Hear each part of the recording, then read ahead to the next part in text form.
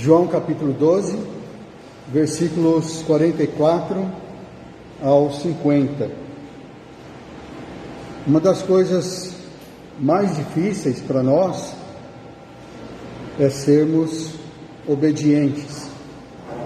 Quem tem filhos pequenos sabe que é muito difícil fazer as crianças obedecerem.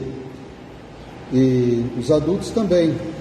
Nós crescemos e nós continuamos desobedientes. Nós dizemos assim, que somos donos do nosso próprio nariz, né? E a gente, então, em vez de obedecer o médico, obedecer a esposa, obedecer o marido, a gente faz aquilo que dá na telha, né? Assim que a gente fala, né? Mas isso, desde o começo, é assim, na verdade, porque quando Deus criou Adão e Eva, Ele deu uma ordem bem simples, que era para não comer de um determinado fruto que estava no meio do jardim. Podia comer de todos os frutos, menos daquele. E tinha muitos frutos bons, com certeza. Mas a Eva quis comer justamente aquele que era proibido. E depois ela comeu o fruto, deu esse fruto também para o Adão, e o Adão, conscientemente, porque a Bíblia diz que ele não foi enganado, a Eva sim foi enganada pela serpente, mas ele não. Ele deliberadamente comeu do fruto. É assim que começa a nossa história, e provavelmente é assim que vai terminar. Nós somos desobedientes. Mas Jesus não. Jesus, ele foi obediente ao Pai. E aqui nesse parágrafo que nós vamos ler, de João 12, 44 a 50, ele enfatiza que o seu ministério, a sua vinda ao mundo, até as suas próprias palavras eram decididas pelo Pai, era em obediência ao Pai. Tudo que o Pai mandou, ele fez.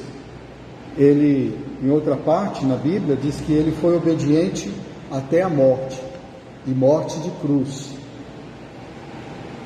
Isso está em Filipenses, capítulo 2, versículo 8. Então Jesus é um exemplo, e aqui, quando a gente lê esse parágrafo, quando Jesus está enfatizando ali o fato de que tudo que ele fazia era por causa do Pai, o Pai que ordenava, o Pai é que determinava o que ele ia dizer.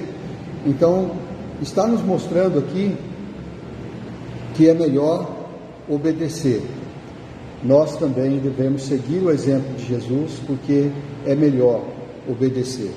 Vamos ler, então, vamos ficar de pé para nós lermos João capítulo 12, 44 a 50.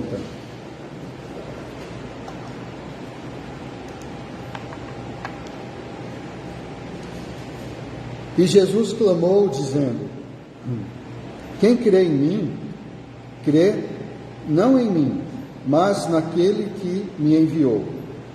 E quem me vê a mim, vê aquele que me enviou.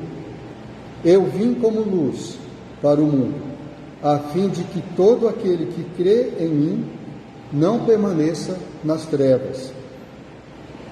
Se alguém ouvir as minhas palavras e não guardar, eu não o julgo, porque eu não vim para julgar o mundo, e sim para salvá-lo. Quem me rejeita e não recebe as minhas palavras, tem quem o julgue. A própria palavra que tenho dito, que tenho proferido, essa o julgará no último dia.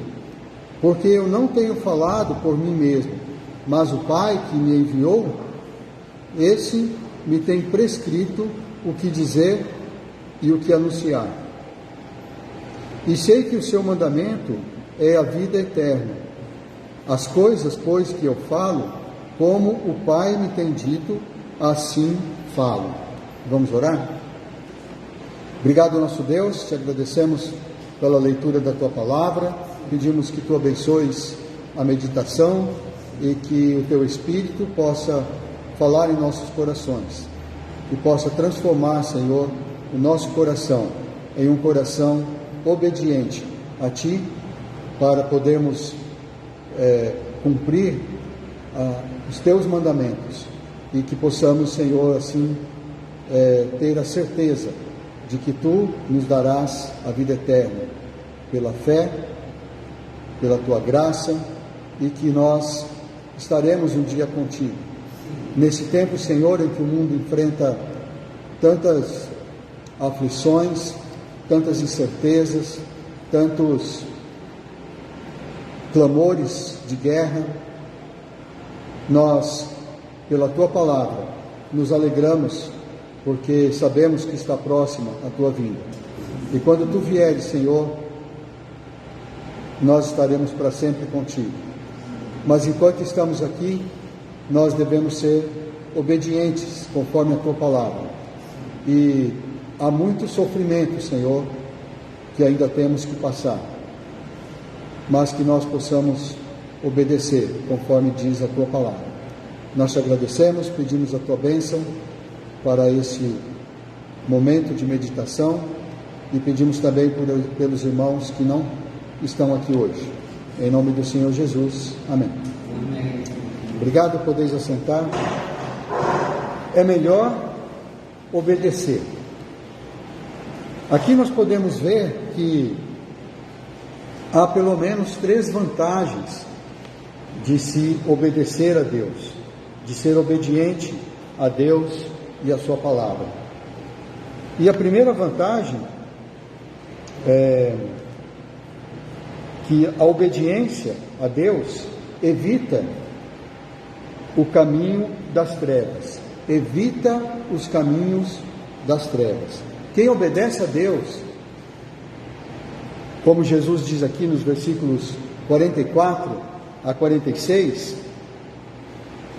primeiro ele diz que quem crê nele, ele crê não exatamente nele, mas no Pai que o enviou. E ele diz que quem vê Jesus, quem o vê, ele vê aquele que o enviou. É interessante essa palavra que ele usa para ver. É mais do que você olhar, é mais do que você simplesmente lançar o seu olhar sobre alguém. É você observar, é você analisar essa pessoa, estudar essa pessoa. Então, quem vê Jesus dessa forma, quem estuda sobre Jesus, quem observa o que Jesus faz e tenta imitá-lo, ele está fazendo isso com o Pai. Porque Jesus disse também em outros lugares: quem me vê a mim, vê o Pai. Ele diz: eu e o Pai somos um. Ele diz que ele veio para revelar o Pai. Então nós não podemos ver o Pai, mas nós podemos ver Jesus. É claro que nós não vemos Jesus fisicamente, como os apóstolos viram, como aqueles discípulos que estavam ali na presença dele, mas nós podemos ver Jesus aqui nas Escrituras. Nós podemos ler e fazer essa observação e seguir o exemplo de Jesus. Então ele diz que quem faz isso, quem crê em Jesus, quem vê Jesus dessa forma, então ele não permanece nas trevas. Então esta obediência, pelo fato de estar então procurando ver, procurando crer, procurando observar Jesus, evita que nós andemos nos caminhos das trevas. É como diz lá em Deuteronômio, capítulo 28, versículos 15, e depois pulando para o 28 e o 29. Ali em Deuteronômio, vocês podem notar que Deuteronômio está bem lá no comecinho da Bíblia, é o 5º livro da Bíblia, bem no começo ali quando Deus começa a dizer qual é a sua lei, qual é a sua vontade. Ele começa a se revelar através de Moisés.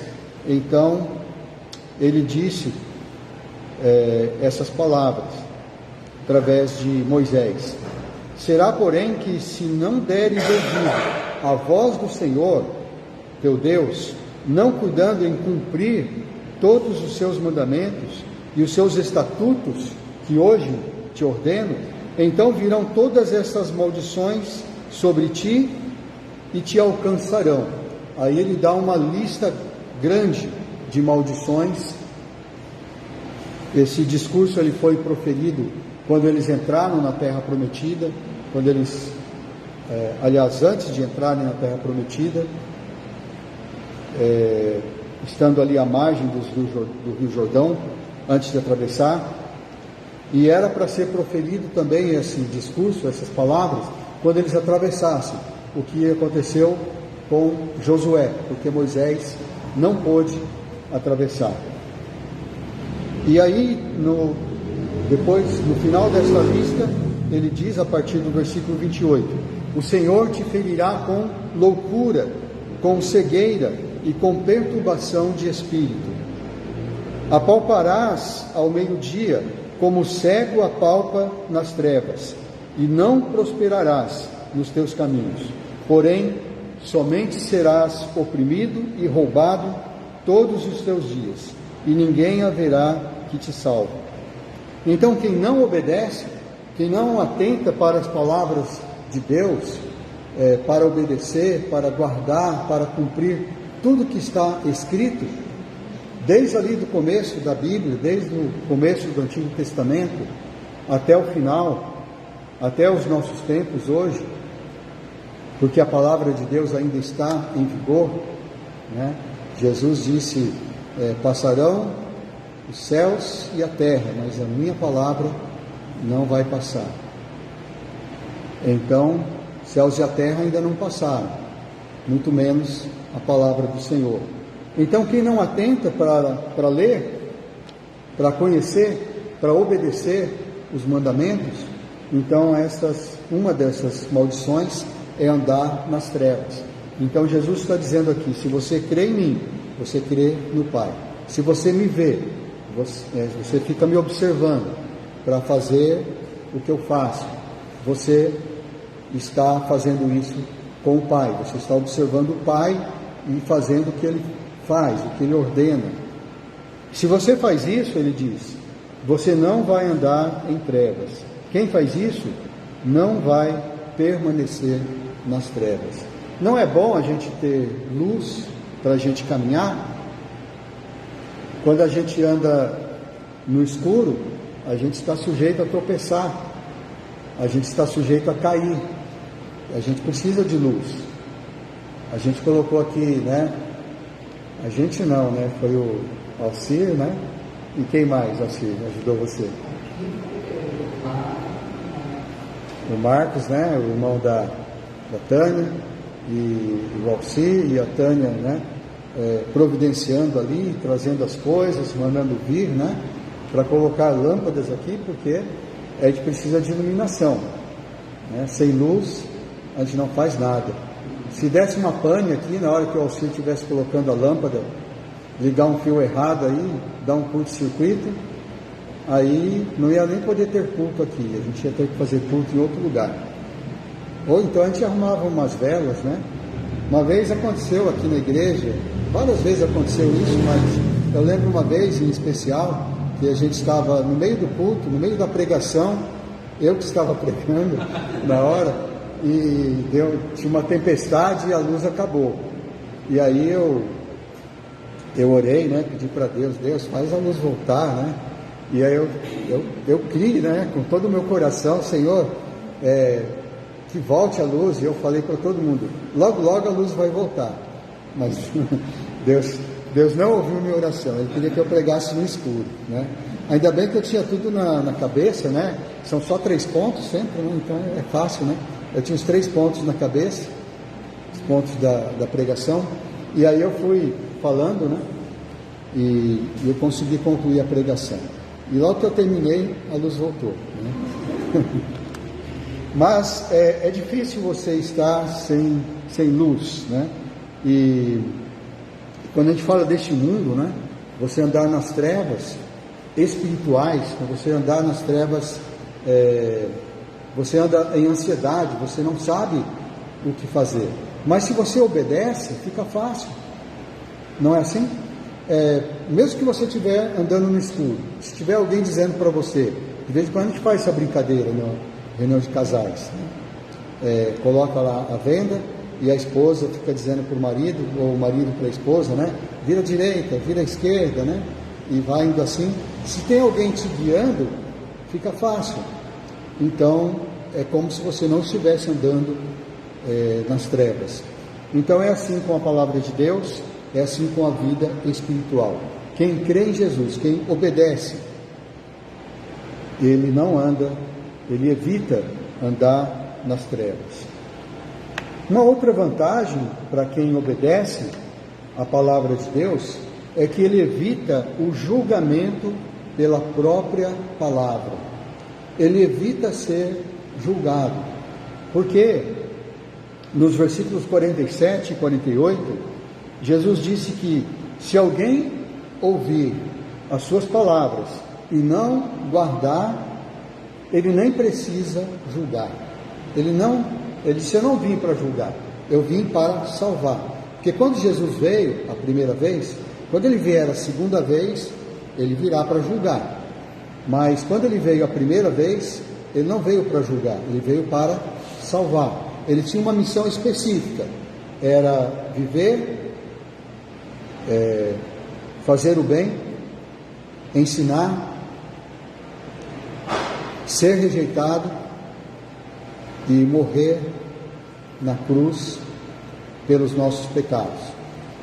E Deus o ressuscitou no terceiro dia. Esta era a sua missão, e ele cumpriu essa missão em obediência ao Pai. Então ele disse: eu não julgo, porque eu não vim para julgar, eu vim para salvar. E de certa forma ele está dizendo: eu nem preciso julgar, porque a própria palavra que eu tenho dito, esta o julgará no último dia. Quando Jesus fala do último dia, em alguns lugares ele diz assim: eu o ressuscitarei no último dia. Você se lembra? Em vários lugares Jesus fala isso. Quem crê em mim e ouve as minhas palavras, eu estarei com ele, o Pai estará também, e eu o ressuscitarei no último dia. Ele fala isso várias vezes, mas aqui ele fala diferente. Ele fala que a palavra vai julgar no último dia aqueles que não obedecerem a palavra, aqueles que não guardarem a palavra que ele tem proferido.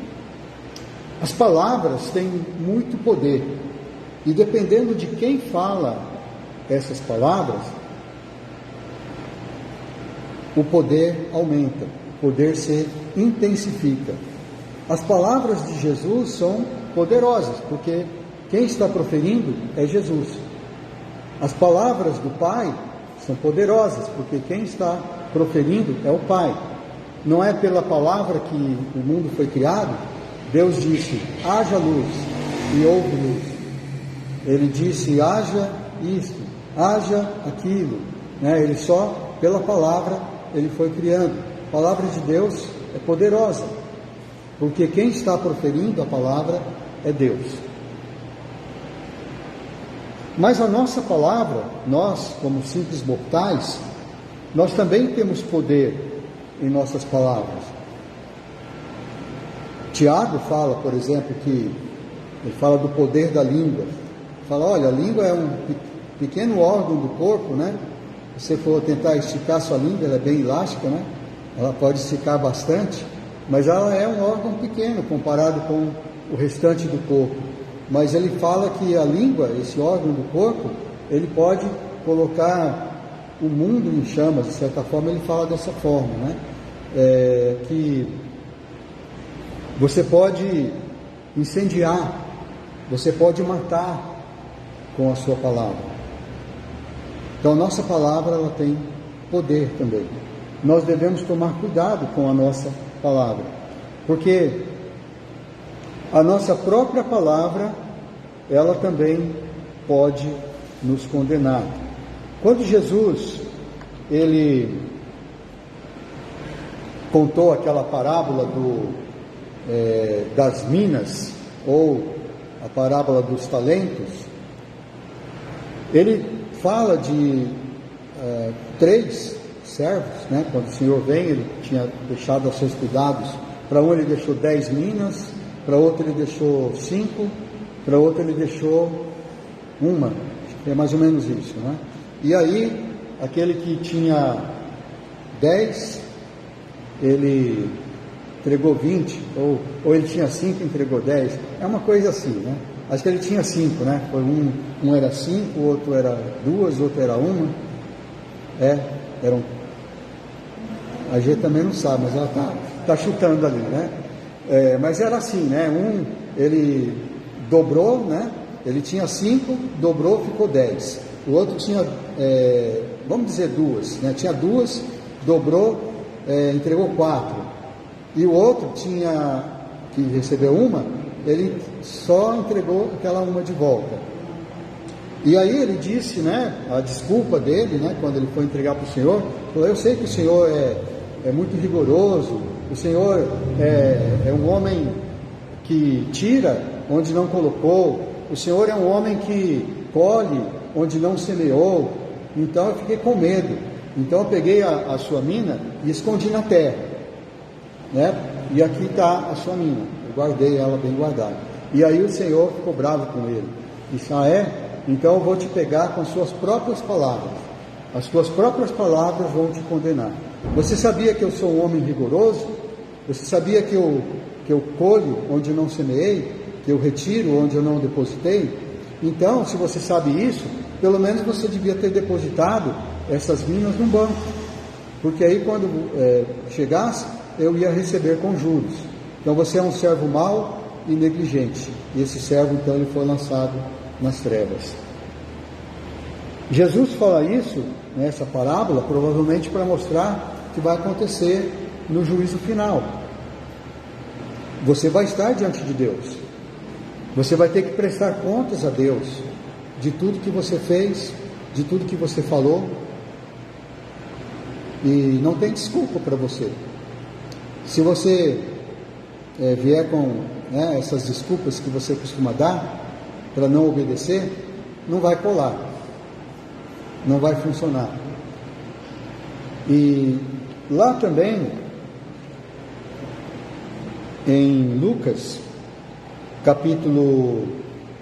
Mateus capítulo 12, 36, nós estamos estudando Mateus, o pastor Ismael está ensinando Mateus na escola dominical, e nós até lemos esse versículo aqui, Mateus 12, 36, ele diz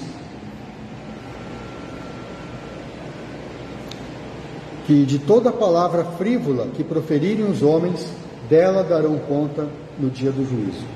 Mateus 12, 36. Então tudo que você falar, toda palavra frívola, toda palavra que você ofendeu a Deus, ou ofendeu alguém, tudo que você falou, tudo que você fala, você vai ter que prestar contas.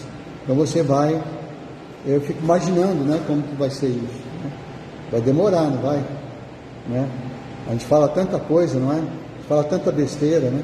A gente fala coisas que a gente não quer falar. A gente gostaria de falar só aquilo que agrada a Deus. Eu sei que você e eu, como crentes, como pessoas que amam Jesus, nós gostaríamos de falar só palavras que edificam, só palavras que são boas, só palavras que ajudam as pessoas. Mas não é assim que acontece. Quando a gente vê, a gente já falou. E quando a gente fala, não tem como pegar de volta, né? A palavra já está no ar e aí pode causar muitos danos.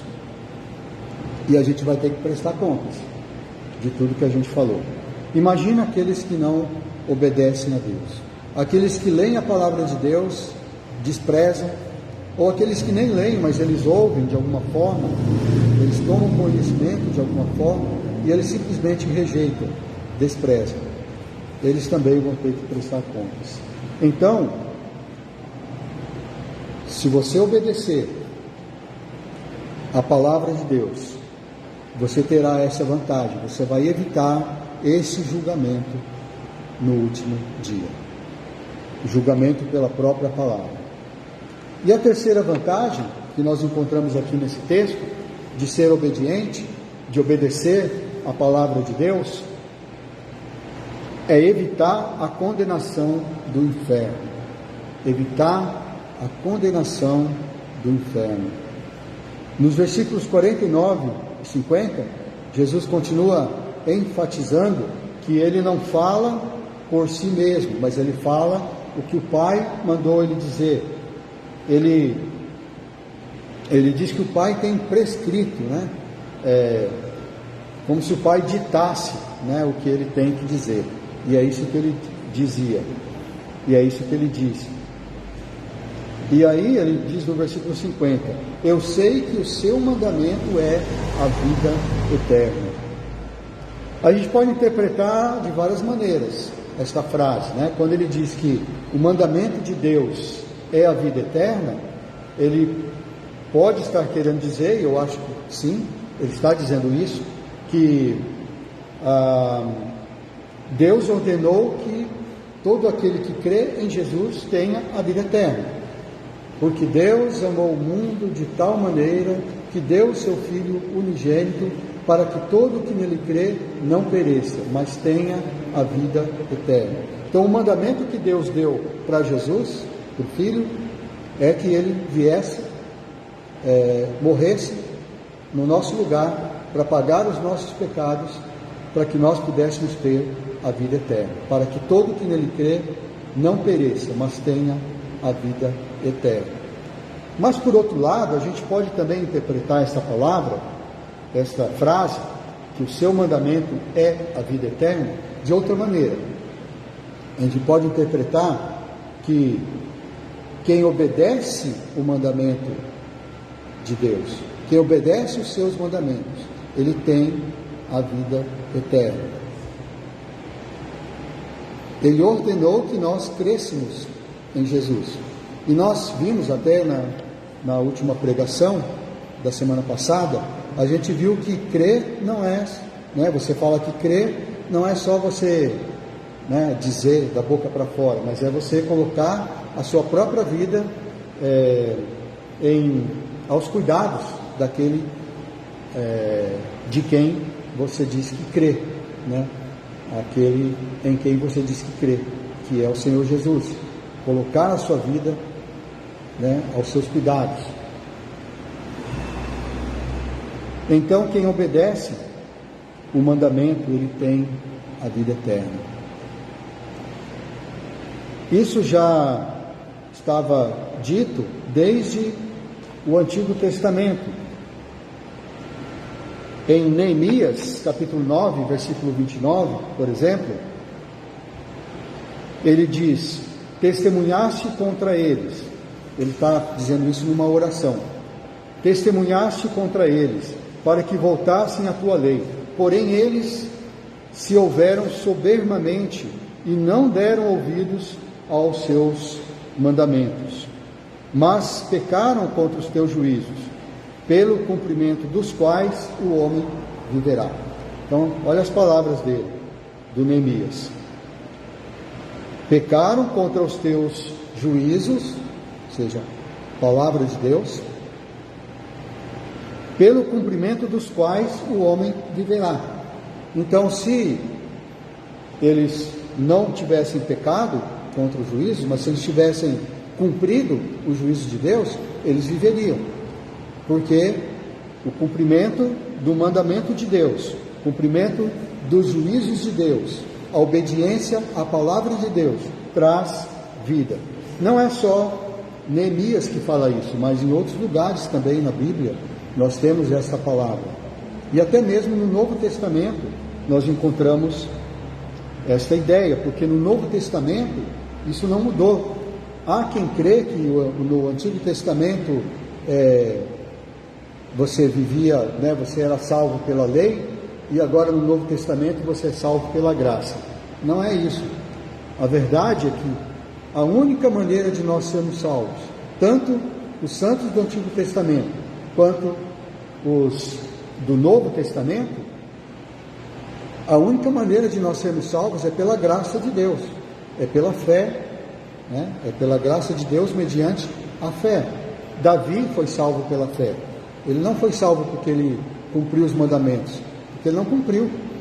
Ele cumpriu? Ele fez coisas horríveis, não foi? Daniel, a gente, né, não tem nada que falar dele, a Bíblia não diz nada de errado que ele fez, né?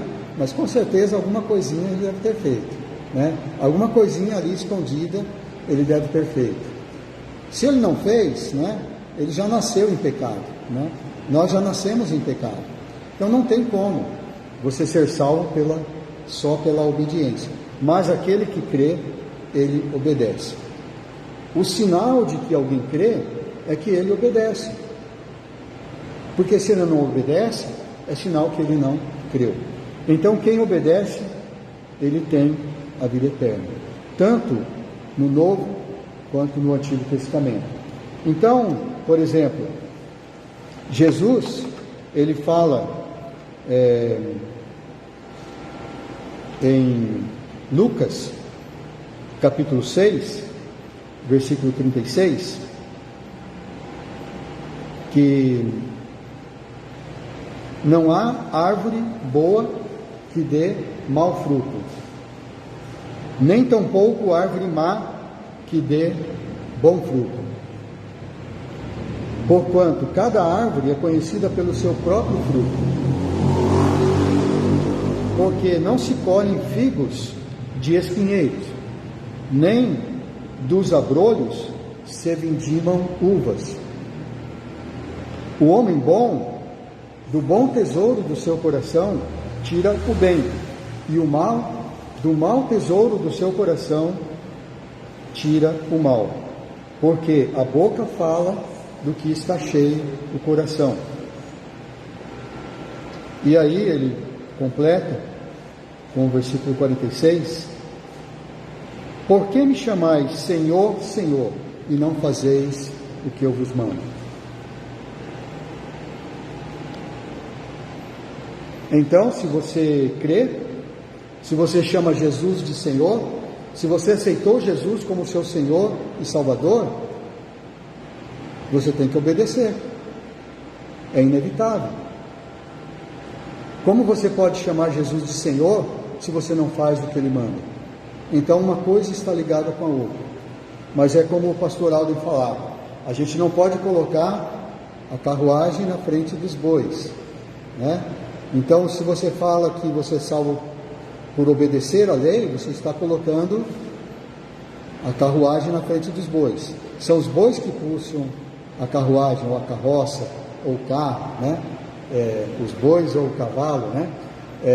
Então, o cavalo ou os bois que puxam a salvação é a fé, que puxam a salvação e que puxam a obediência. Você obedece porque você é salvo, e não você é salvo porque você obedece. Então há uma grande diferença. Mas Jesus está dizendo aqui, se você é salvo, se você é uma árvore boa, você vai produzir frutos bons. Não tem como uma árvore boa produzir frutos maus. E se você é mau, você só vai produzir frutos maus. Não adianta você dizer que aceitou Jesus, porque quem entende que aceitar Jesus não é somente uma breve oração, mas que aceitar Jesus, ela pode começar, e muitas vezes começa, e é bom que comece assim, com uma breve oração, uma oração de arrependimento. Simplesmente você diz: Senhor, eu creio que o Senhor morreu pela cruz em meu lugar, eu me arrependo dos meus pecados, eu aceito a salvação que o Senhor me deu, porque o Senhor morreu por mim na cruz, e o Senhor ressuscitou, e assim o Senhor perdoa os meus pecados.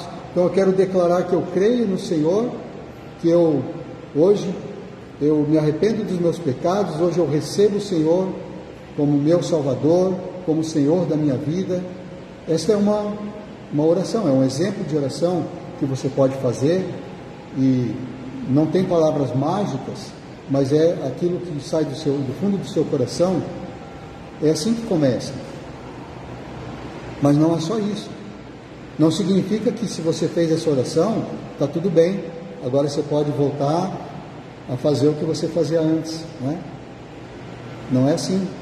Porque se essa oração foi sincera, você vai mudar. Como nós dissemos também na semana passada, você tem que se converter, né? Você tem que mudar de direção. Isso é a prova de que você creu.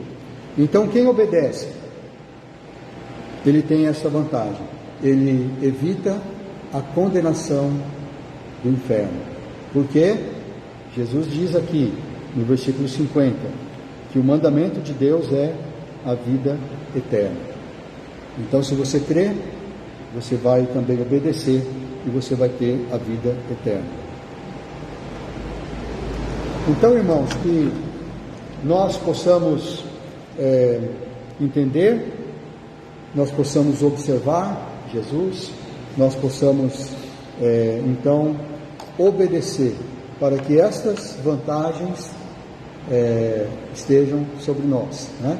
Nós evitarmos, vou ver se eu lembro aqui, me ajuda aí, evitarmos andar nas trevas, né? Nós vamos andar na luz.